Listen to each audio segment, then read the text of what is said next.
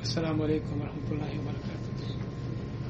الحمدللہ رب العالمین والصلاة والسلام علی رسولہ الامین نبینا محمد وعلی آلہ وصحبہ اجمعین ومن تبعهم بإحسان إلی یوم الدین.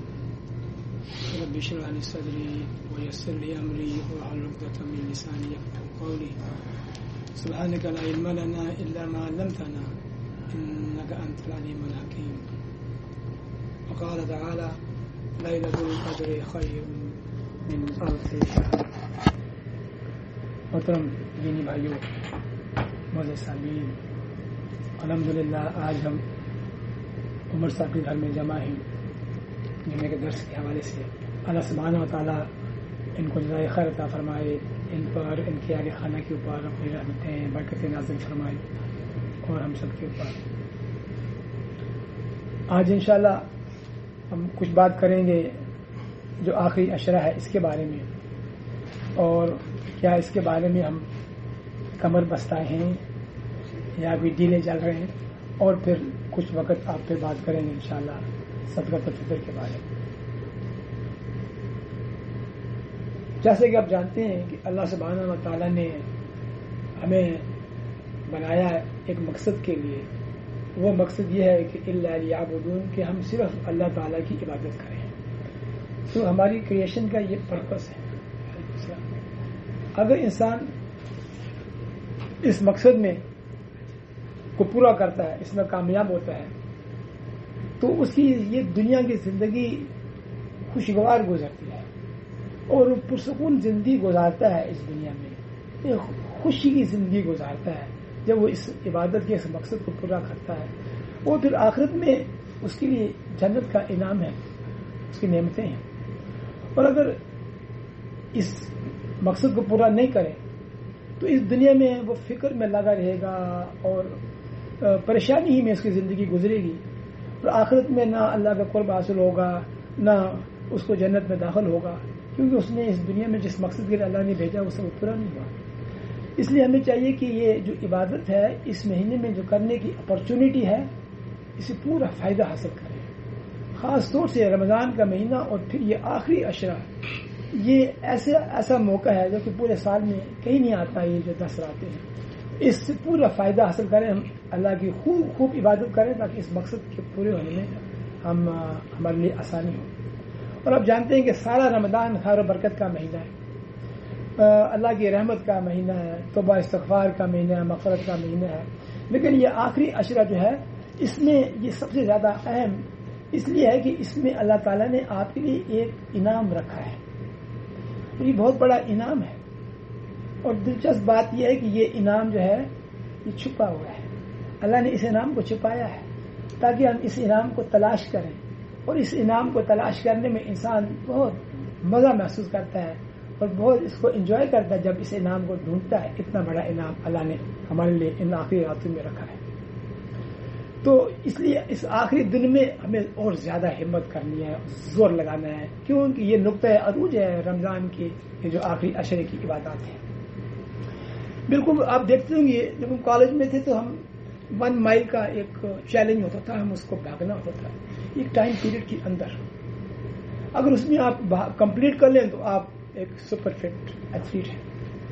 تو 4 چکر ہوتے تھے 400 میٹر کے. پہلے 3 چکر تو آرام سے پیس سے سارے بھاگ رہے ہوتے. جب آخری چکر شروع ہوتا تھا 400 میٹر، پھر سب کا سٹائل بدل جاتا تھا، بریدنگ پیٹرن چینج ہو جاتا تھا، لمبی سٹرائڈز لینا شروع ہو جاتی تھی، پوری انرجی لگا دیتے تھے ہم، کیونکہ یہ آخری راؤنڈ تھا اور اس کو ٹائم کے اندر ہم پورا کرنا ہوتا تھا. یہ رمضان کا مہینہ بھی اسی طرح سے ہے. اور آپ دیکھتے ہیں ایتھلیٹس اولمپکس وغیرہ میں جب فنش کے قریب آتے ہیں تو پوری جان لگا دیتے ہیں.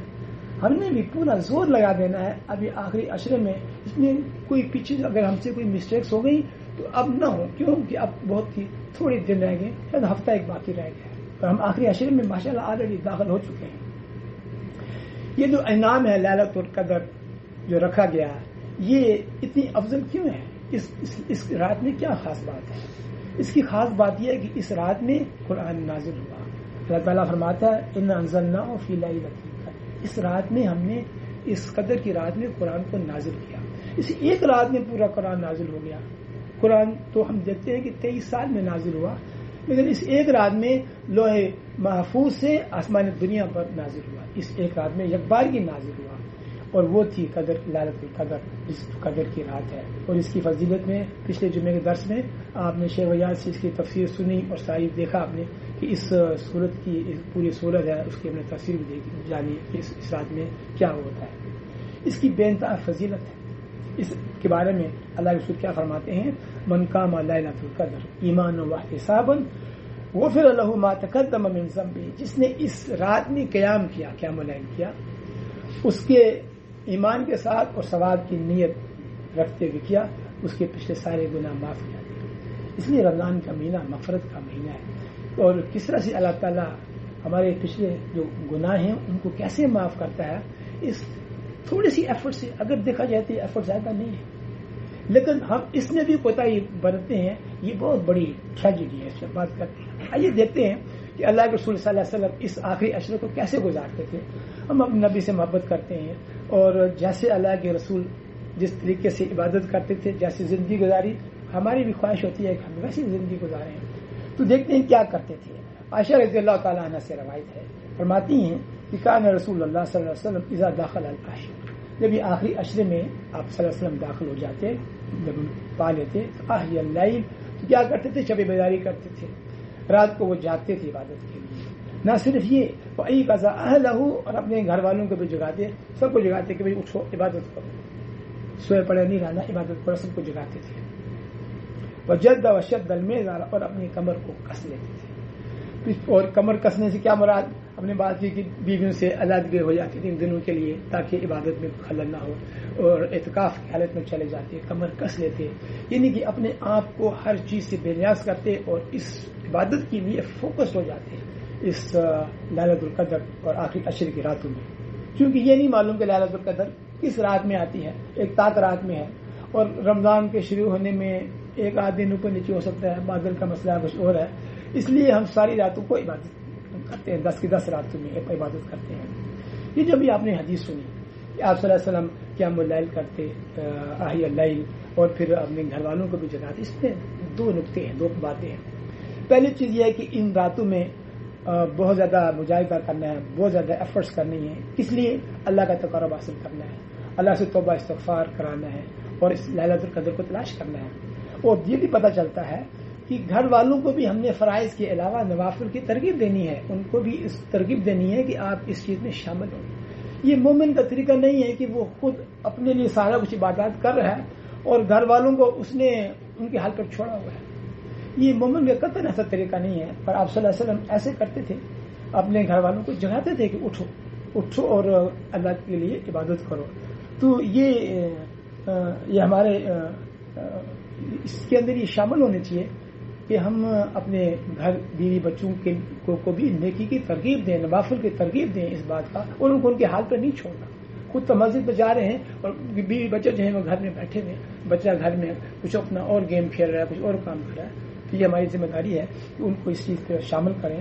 اللہ کے رسول صلی اللہ علیہ وسلم نے سے ایک حدیث ہے، آپ فرماتے ہیں کہ اللہ تعالیٰ اس شخص پر رحم فرمائے جو رات کو اٹھے نماز پڑھے اور اپنی بیوی کو بھی جگائے، وہ اٹھے اور نماز پڑھے، اور اگر وہ نہ اٹھے تو پانی کے چھینٹے اس کے منہ پر دے، پانی کے چھینٹے دے اس کے منہ، اس کو جگائے۔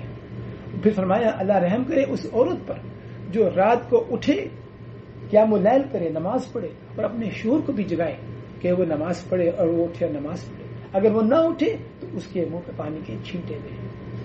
آپ نے فرمایا اللہ تعالیٰ اس کے ان پر اس پہ رحم کرے۔ تو یہ ایک مومن کا طریقہ ہونا چاہیے کہ گھر والوں کو انگیج کرے۔ انگیج کرنے کا بڑا آسان اچھا طریقہ ہے، آپ گھر میں کمپٹیشن رکھیں، اسپیشلی بچوں کے ساتھ، ازواج کے ساتھ بھی کمپٹیشن رکھ سکتے ہیں کہ یہ چیز دیکھتے ہیں پہلے کون کرتا ہے۔ اس رمضان میں نے سوچا چلو ایک کمپٹیشن رکھتا ہوں، بیوی سے ایک مقابلہ ہے، کون پہلے قرآن کو ختم کرے گا، یہ اسی مقابلہ ہوگا، اور میرا خیال تھا کہ میں جیت جاؤں گا، میں قرآن سے زیادہ پڑھتا ہوں، لیکن ایسا نہیں ہوا، وہ مجھ سے آگے نکل گئی اس مقابلے کی وجہ سے، ورنہ عام حالات میں آگے نکل جاتا تھا، لیکن مقابلہ ہوا تو وہ مجھ سے آگے نکل گئی۔ اس نے ایک دن اچانک ہی کہا میں تو قرآن ختم بھی کر لیا، میں اکثر بھی یہ پوچھتا تھا کس پارے کی ہو، لیکن وہ مجھے نہیں بتاتی تھی کیونکہ مقابلہ اس میں جیتنا تھا. تو آپ اہل خانہ کو انوالو کریں، وہ آپ کو اس میں ایک اسپرٹ پیدا ہوتی ہے، ایک جذبہ پیدا ہوتا ہے. بچے میں خاص طور سے آپ ان سے بھی گیمز کھیلیں کہ مقابلہ کریں، تو وہ انعام جو رکھا تھا اس نے لے لیا. تو الحمدللہ یہ ہم نے ترغیب دینی ہے. لیلۃ القدر میں یہ ہم کس طرح سے اس کو ایسا پلان کریں کہ اس کی بیسٹ یوٹیلائزیشن ہو جائے. لیلۃ القدر میں توبہ اور استغفار یہ بہت ضروری ہے کہ ہم توبہ استغفار کرتے رہیں. جیسے کہ عائشہ رضی اللہ تعالیٰ عنہ سے روایت ہے، انہوں نے پوچھا یا رسول اللہ اگر میں اس رات کو پالوں تو کیا دعا مانگوں؟ آپ نے کیا فرمایا؟ تم یہ دعا مانگو، اللہم انک عفو تحب العفو فاعف عنی. اتنی خوبصورت دعا ہے. آپ اس کو تھوڑا سا اینالائز کریں. اس دعا کی اتنی بیوٹی ہے، اس میں اتنی معصومیت ہے، اس میں اسٹریٹ معافی مانگنے کا علاوہ اور کوئی چیز نہیں ہے. یہ ایسے ہے اس کی آپ معنی پہ ہو کہ اے اللہ تو معاف کرنے والا ہے، تو معاف کرنے کو پسند کرتا ہے، بس مجھے معاف کر دے. بار بار پڑھیں اس دعا کو، بار بار پڑھیں. اس سے اچھی دعا کوئی نہیں، کیونکہ یہ اللہ کے رسول صلی اللہ علیہ وسلم اس دعا کو پڑھتے تھے. جیسے ایک بچہ اپنے باپ سے کہتا ہے، یہ ماشاءاللہ عادل بیٹھا ہے عمر کے ساتھ، کیسے جڑ کے بیٹھا ہے. اب یہ آپ کے ساتھ ادھر آئے، جڑ کے بیٹھا ہو اور کہے بابا آپ مجھے بہت چیزیں لے کے دیتے ہیں. آپ کہیں گے ہاں بات تو صحیح ہے، میں چیزیں تو بہت لے کے دیتا ہوں. اور پھر کہ بابا آپ جو ہیں پسند بھی کرتے ہیں اس چیز کو، مجھے چیزیں لے کے دے. وہ کہے گا ہاں یہ بات بھی صحیح ہے، میں پسند بھی کرتا ہوں، اس کو چیزیں دیتا ہوں. بابا مجھے ایک بیٹری والی ایک کار لے دے مجھے. تو آپ کا دل کیسے مائل ہوگا، ہاں یار مجھ سے بات ہے ٹھیک ہی، چلو میں اس کو بیٹری والی ایک کار لے کے دیتا ہوں.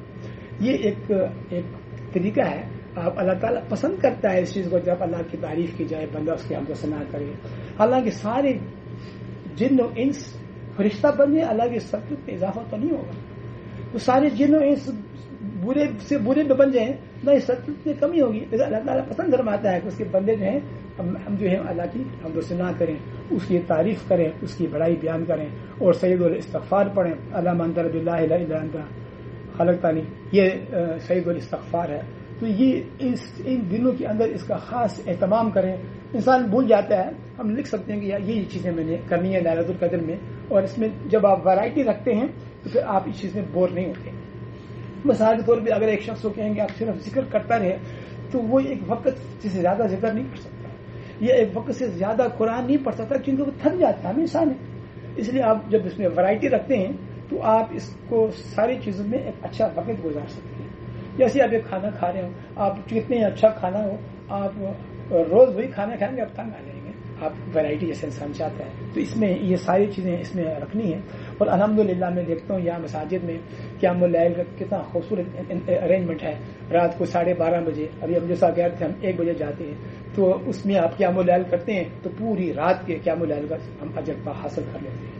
تھوڑی دیر کی بات ہوتی ہے، 45 منٹ 1 گھنٹہ زیادہ، اور اس میں آپ قرأت سنتے ہیں اور بڑی فوکس ہو کے، اور بڑا ایک انوائرمنٹ ہوتا ہے اس میں، اور بہت پلیجر ہے اس چیز کے اندر جب قیام اللیل میں ہم شامل ہوتے ہیں. تو خوب اس میں خوشو کے ساتھ، دل جمی کے ساتھ، اور خوب دعائیں مانگیں اس کے اندر. اور یہ دعا جو ہے یہ چھوٹی دعائیں نہیں مانگنی، ہم نے کمپریہنسو دعا مانگنی ہے، جامع دعا مانگنی ہے. آپ صلی اللہ علیہ وسلم چھوٹی دعا مانگتے تھے لیکن جامع ہوتی تھی. ایسی دعا نہیں مانگتے تھے کہ جو کہ بہت دنیاوی کوئی چھوٹی چیز ہے. مثلا کوئی کہے کہ یا اللہ مجھے گاڑی دے دے، مجھے نوکری دے دے، یہ چھوٹی دعا ہے. ایسی دعائیں مانگیں جو جامع دعا ہے. آپ صلی اللہ علیہ وسلم نے کیا ہمیں سکھایا؟ آپ جب جاتے ہیں عمرہ کرنے، ابھی آپ گئے ہیں تو رکن یمانی سے ہجر اقصی تک آپ کیا پڑھتے ہیں؟ ربنا آتنا فی الدنیا حسنہ وفی الآخرۃ حسنہ وقنا عذاب النار. ایسی خوبصورت دعا ہے. آپ نے بہترین دنیا مانگی، آخرت مانگی، اور عذاب آگ کے سے بچاؤ کے لیے دعا مانگی. اس سے جامع دعا کیا ہو سکتی ہے؟ اس میں ساری چیزیں شامل ہو جاتی ہیں اور اس کو بار بار ہم پڑھتے ہیں. مثلا کوئی کہ یا اللہ میری شادی کر دے، یہ کوئی جامع دعا نہیں ہے.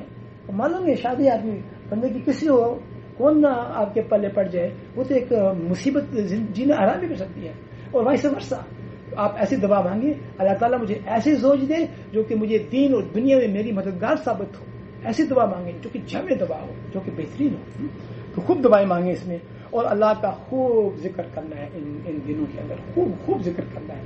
اگر آپ بھول جائیں تو کوئی ٹائمر لگا دیں، اس میں الارم میں آپ ٹائمر لگا دیں تاکہ مجھے یاد رہے کہ میں نے اب ذکر کرنا ہے، میں نے اب یہ کرنا ہے. ٹائمر لگائیں اس کے اندر تاکہ اس طرح سے آپ کی رات پوری گزرے.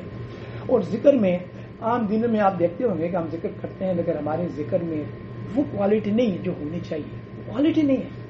ہم ذکر کی کوانٹٹی پہ کاؤنٹ زیادہ جاتے ہیں کہ اتنے دفعہ ذکر کرنا ہے، تسبیح ہاتھ میں پکڑ لی. اگر جیسے صحابہ تسبیح نہیں استعمال کرتے تھے، لیکن چلیں اگر آپ کر بھی رہے ہیں تو صرف اس کی کاؤنٹ پہ ہمارا دھیان ہے، ہمارے اس کی کوالٹی پہ دھیان نہیں ہے.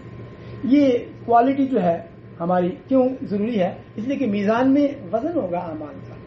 میزان میں کوانٹٹی نہیں دیکھی جائے گی، وزن ہوگا کہ اس کی ویلیو کتنی تھی، اس کا وزن کتنا تھا. یہ وزن کیسے آئے گا؟ کوالٹی کیسے آئے گی؟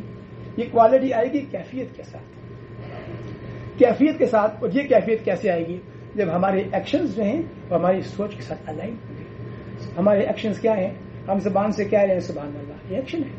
ہم رکوع میں جاتے ہیں، سجود میں جاتے ہیں، ایکشنز ہیں. لیکن ہماری سوچ اس کے ساتھ اگر الائن نہیں ہے، ہم سنکرونائز نہیں ہیں، ہم ایک فریکوینسی پر اوپر نہیں ہیں، تو کوالٹی نہیں آ سکتی، کبھی بھی نہیں آئے گی. اس لیے کہ آپ کا دماغ تو کہیں اور ہے، آپ کی زبان کچھ کہہ رہی ہے، آپ ذکر کر رہے ہیں سبحان اللہ سبحان اللہ سبحان اللہ، اور بیوی آئی ہے پوچھ رہی ہے آپ سے کہ آپ چائے پینی ہے، تو آپ کہیں ہاں چائے پینی ہے، کتنے چمچ ڈالنی ہے؟ اس میں 2 چمچ ڈال دو. اور بسکٹ بھی لاؤں؟ ہاں میں بسکٹ بھی لیا. آپ انگیج کی طرح اور ہیں اور آپ کی زبان ذکر کر رہی ہے. اس ذکر کی ویلیو بہت کم ہے کیونکہ آپ کی کیفیت ہی نہیں ہے اس کے ساتھ. 1000 دفعہ ایک بندہ اس طرح سے کرتا ہے سبحان اللہ، لیکن اس پر واللہ ایک دفعہ سبحان اللہ کہنا بھاری ہوگا، وزنی ہوگا اگر وہ کیفیت کے ساتھ کرے. اگر ہم یہ کہیں کہ سبحان اللہ اور پھر ہماری سوچ کیا ہو؟ اللہ تعالیٰ ہر عیب سے پاک ہے، پاک ہے اللہ، ہر عیب سے پاک ہے. اللہ سچا ہے، سبحان اللہ. اللہ جھوٹ نہیں بولتا، وعدہ خلافی نہیں کرتا، سبحان اللہ. اللہ تعالیٰ جتنی سزا ہے اتنی ہی دیتا ہے، سبحان اللہ. عدل کرتا ہے، انصاف کرتا ہے، سبحان اللہ. اب اس سبحان اللہ کا کیا ویٹ ہے؟ یہ اس پر بھاری ہے. اس طرح سے الحمدللہ اللہ نے مجھے کیا توفیق دیا، اللہ نے مجھے جسم دیا، آنکھیں دی، خاندان دیا، دین دیا. الحمدللہ اللہ کا احسان ہے، شکر ہے. اللہ سب سے بڑا ہے، تمام بادشاہوں سے اوپر ہے. اللہ اکبر. اس طرح سے یہ جب ایسی کیفیت ہوگی، اس کا پھر وزن ہوگا، پھر اس میں آپ کا دل بھی لگے گا، آپ اس کو مزہ آئے گا، آپ کو انجوائے کریں گے تسبیحات کو، پھر آپ اس میں مزہ آئے گا. جب میں صبح فجر کی نماز سے ہم باہر نکلتے ہیں، ہماری مسجد کے ساتھ ہی ایک بہت بڑا گھنا درخت ہے، اس میں بہت چڑیاں رہتی ہیں، اس کے اندر خاموش ہوتی ہیں. جو جا رہے ہوتے ہیں جب واپس آتے ہیں وہ بھی تسبیح کرتی ہیں، بول رہی ہوتی ہیں، انہوں نے شور مچایا ہوتا ہے، تسبیح کر رہی ہوتی ہیں، وہ بول رہی ہوتی ہیں. کیوں؟ ان کی سارے چرند و پرند، یہ پتھر، یہ پہاڑ، ہر چیز اللہ کی تسبیح کرتی ہے.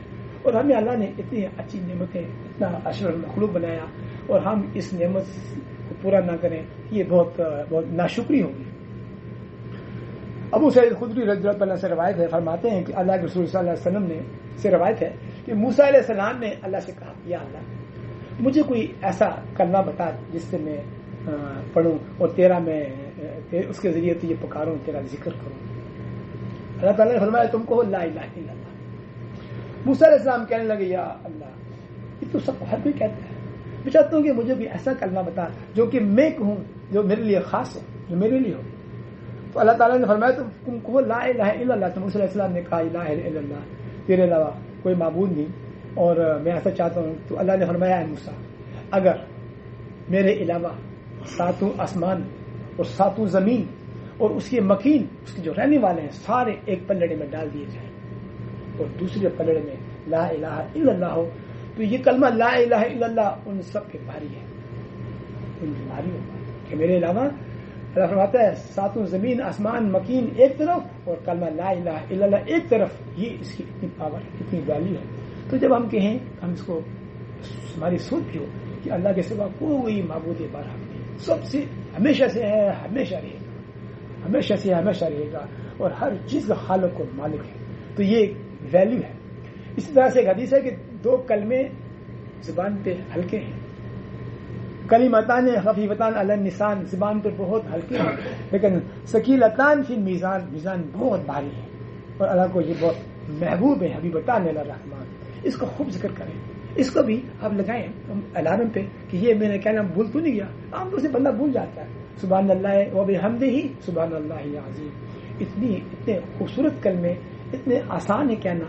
نہ وضو کی ضرورت ہے، نہ مسجد جانے کی ضرورت ہے. کہیں بیٹھے ہوں آپ، وہ کھا رہے ہوں، آپ لیٹے ہوئے ہوں، چل رہے ہوں، آپ کچھ بھی کر رہے ہوں، سبحان اللہ و بحمدہ سبحان اللہ العظیم.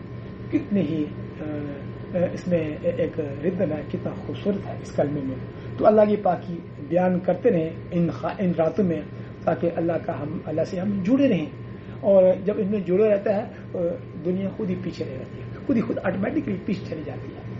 ہم نے دنیا کو نہیں دیکھنا. آپ صلی اللہ علیہ وسلم کیا کرتے تھے؟ اعتکاف میں چلے جاتے تھے، بالکل کٹ جاتے تھے، ہر ایک سے کٹ جاتے تھے اعتکاف کی حالت میں. پھر قرآن کی خوب تلاوت کریں.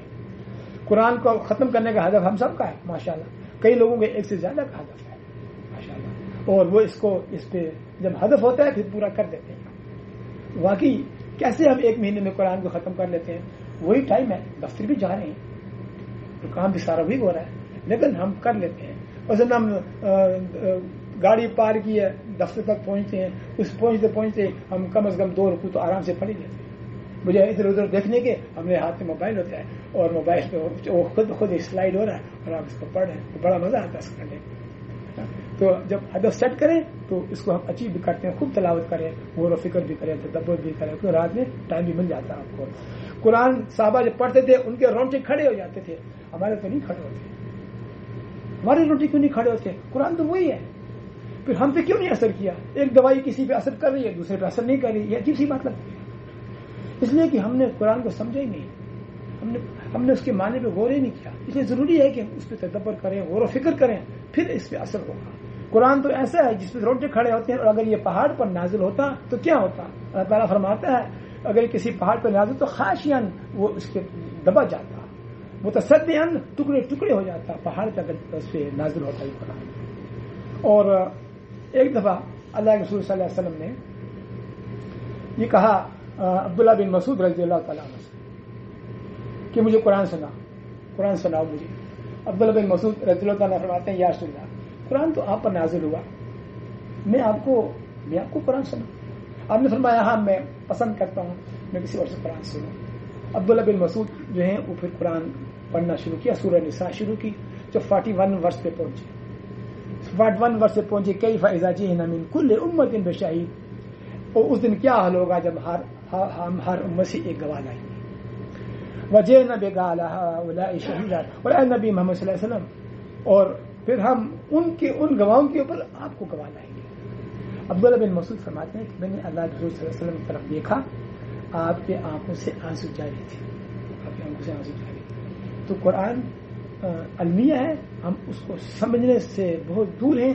ہمیں اس کو ترجمے پہ تفسیر پہ نظر ڈالیں، اور پھر اس پہ جب پڑھیں تو اس کا پھر ہم دیکھیں کتنا امپیکٹ ہوگا. حقیقتاً رونٹے کھڑے ہوں گے، حقیقتاً انسان جو ہے اس پہ کیفیت طاری ہو جاتی ہے. اور آپ صلی اللہ علیہ وسلم کے خوب درود و سلام بھی بھیجیں، یہ نام بولے ہم خوب درود و سلام بھیجیں. آخری عشرے میں اللہ کے رسول صلی اللہ علیہ وسلم کیا کرتے تھے؟ اعتکاف کرتے تھے. اعتکاف کے معنی کیا ہے؟ ٹھہر جانا، رک جانا کسی ایک جگہ پہ. اور دین میں یہ ہے کہ مسجد میں رک جانا. اعتکاف مسجد سے باہر نہیں ہو سکتا، چاہے مرد ہو یا عورت. اعتکاف کی جگہ مسجد ہی ہے. ایک دن بھی ہو سکتا ہے، زیادہ دن بھی ہو سکتا ہے. کچھ علماء نے کہا 1 سال بھی ہو سکتا ہے، گھنٹہ بھی ہو سکتا ہے. اس میں علماء کی مختلف رائے ہے. اور اس میں ضروری ہے کہ روزہ رکھا ہو تو اعتکاف کر سکتا ہے. جس کا روزہ نہیں رکھا کی وجہ سے نہیں رکھ سکتا روزہ، صحت کی وجہ سے کہ اس کی نہیں ہے، اس میں کیپیسٹی ابھی نہیں ہے، بڑھاپا ہے تو وہ بھی اعتکاف کر سکتا ہے. اور یہ ضروری ہے کہ وہ اس کی اللہ کی اطاعت میں اس میں مصروف رہے. اور اعتکاف میں یقیناً مسجد کی حالت میں جب ہوتا ہے تو اللہ تعالیٰ فرماتا ہے عورتوں سے مباشرت سے دور رہتا ہے انسان اس وقت. اور آپ صلی اللہ علیہ وسلم جو ہے اعتکاف کی حالت میں مریض کی عیادت کے لیے بھی نہیں جاتے تھے، نماز جنازہ کے لیے بھی نہیں جاتے تھے. آپ مسجد کے اندر نہیں رہتے تھے تاکہ زیادہ سے زیادہ اللہ کی طرف متوجہ رہیں اور غور و فکر کریں اور تدبر کریں، اور تاکہ ہمیں اس سے نصیحت حاصل ہو، توبہ استغفار کریں. اب دیکھیے کہ اس آخری عشرے کی یہاں پہ ہم بہت سے ممالک میں صرف چند راتوں میں عبادت کرتے ہیں کہ چلو آج 27 کی رات ہے، آج عبادت کرنے لگے ہیں. باقی دنیا میں بالکل اگنورنٹ ہے. لیکن آپ یہ آخری عشرے میں آپ کو نہیں معلوم کہ کس رات میں ایک لیلۃ القدر ہے. اگر میں ایک چھوٹا سا باکس ہو اس میں ایک چاکلیٹ رکھ دوں اور تالا لگا دوں اور اس کے 10 چابیاں میں ہوں میرے پاس, ایک بچہ کو میں کہوں کہ بیٹے اس میں یہ چاکلیٹ ہے اور اس میں سے ایک چابی لگے گی, تو آپ کون سی چابی لوگے؟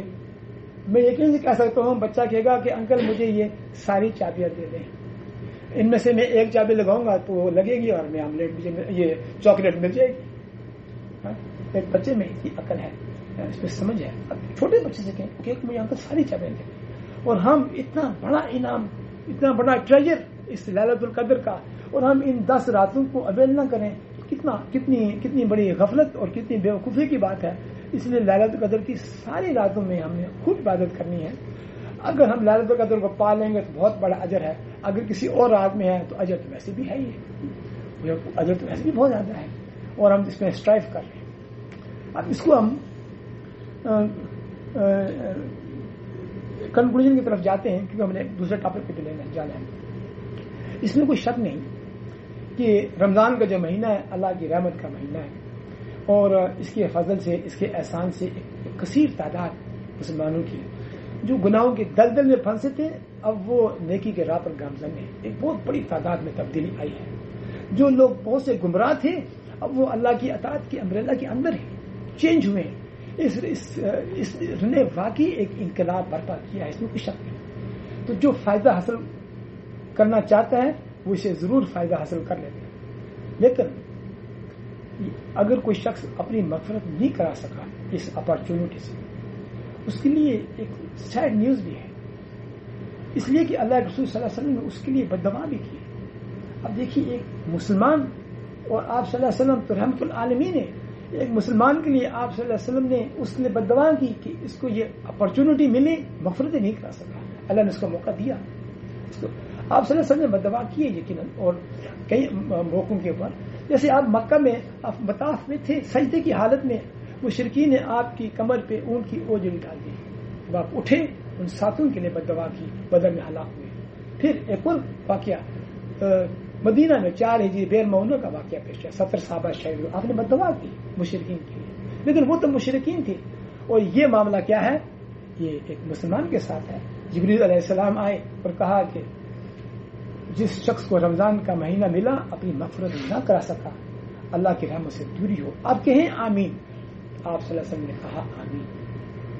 تو یہ کتنا بڑا سیٹ بیک ہے کہ ہم جو ہے اللہ تعالیٰ کی اس نعمت سے لیلۃ القدر کو ہم نے جو اگنور کیا ہے.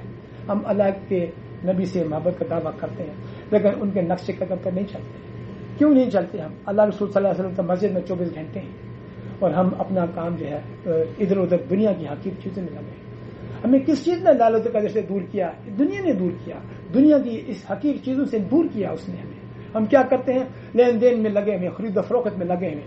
لیکن اور بدقسمتی سے ہمارے ممالک کے اندر پروموٹ کیا جاتا ہے, اس آخری عشرے میں پروموٹ کیا جاتا ہے کہ جاؤ بازار جاؤ, سیل لگی ہے, فلاں سیل لگی ہے, فلاں جگہ سیل لگی ہے, اور پھر لوگ اس کی طرف کھینچے چلے جاتے ہیں اور یہ نہیں دیکھتے کہ اس کی کتنی بھاری قیمت ادا کر رہے ہیں. چند ہزار روپے بچانے کی خاطر 1000 مہینے کی عبادت کو سیکریفائس کرتے ہیں اور ادھر جا رہے ہیں. تو یہ کتنا بڑا سیٹ بیک ہے. کوئی کھانے پینے کی تیاری میں لگا رہا ہے, گھر کی تیاری میں لگا ہے, پینٹ ہو رہا ہے, عید کی تیاری ہو رہی ہے. کیوں عید کی تیاری ہو رہی ہے؟ کیسی عید کی خوشی ہوگی جب آپ نے ایسے شخص کے لیے عید کا دن تو بہت رنج و غم کا دن ہونا چاہیے, بہت دکھ کا دن ہو جائے کہ اس نے رمضان کے اس آخری عشرے میں لیلۃ القدر کو لوز کیا.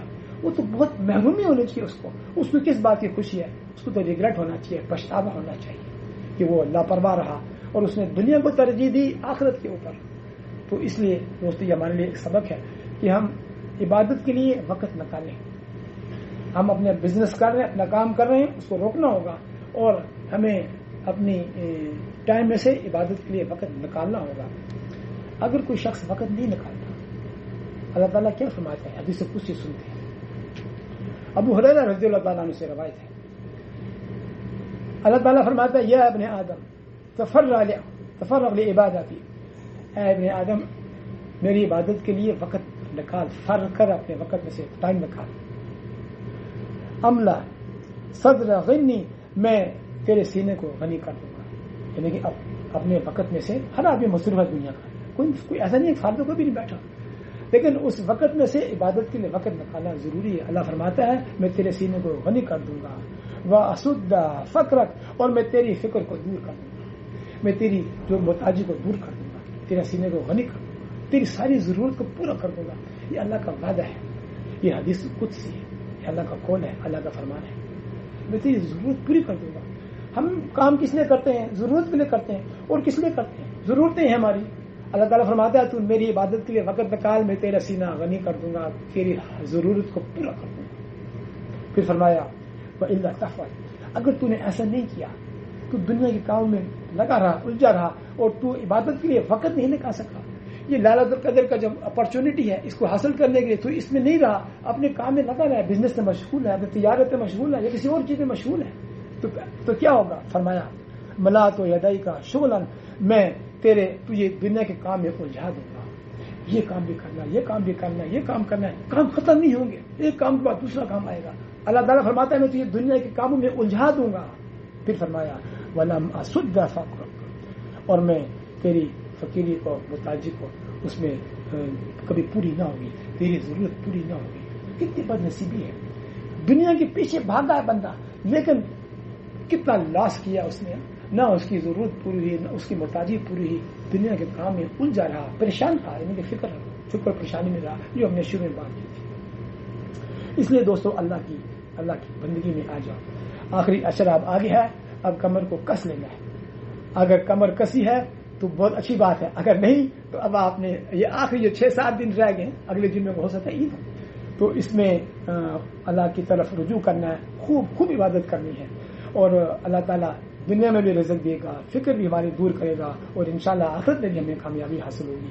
अल्लाह ताला हम सब का हामी और नासिर हो। और इस दुआ को हम खूब पढ़ते हैं, अल्लाहुम्मा इन्नका अफ़ुव्वुन तुहिब्बुल अफ़्वा फ़अफ़ु अन्नी, रब्बना आतिना फ़िद दुनिया हसना व फ़िल आखिरति हसनतन व क़िना अज़ाबन्नार। अल्लाह ताला से दुआ है कि हमें दीन की सही समझ अता फरमा, परवरदिगार हमें उस पर अमल करने की तौफीक अता फरमा। या अल्लाह हमारे घरों में का माहौल कायम फरमा दे। परवरदिगार हमारे घर में सब जो हैं एक दूसरे के दीन को समझने में, उस पर अमल करने में मददगार साबित हो। या रब्बुल आलमीन हमें अज़ाब कब्र से महफूज रखना, और हमारी जो पिछली खताएं हमें माफ़ फरमा दे, हमारी मग़फ़िरत फरमा। परवरदिगार इस रमज़ान के बाद जो हमें तब्दीली आई उसको हमें कायम रखना हमारी बाकी, और हमारी जो खात्मा हो, हमें दीन का बेहतरीन हालत में खात्मा हो।